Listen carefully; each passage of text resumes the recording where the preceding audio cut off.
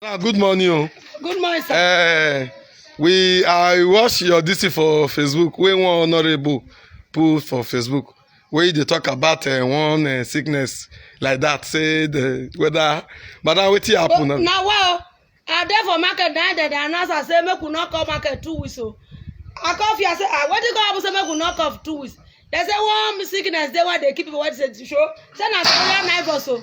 Say na wetin? Say na wetin? Korean neighbors. I said the Korean neighbors how they do person. He said they key. If they kiss him, go sit down for us 2 weeks. Now what I want to do now? Food I not get. 2 weeks they say go sit down for us. And they pay lapa, they pay gloomy. My husband now the right balance I take. How we go to survive? I tell you, I say government if you help, make it help us. If you help us now, we're ready to stay for us 1 year. But now nothing, no food. Our brother because I don't even tired. I don't know where I want to go now. I don't go fetch water now. That's not what I mean. My children go to drink.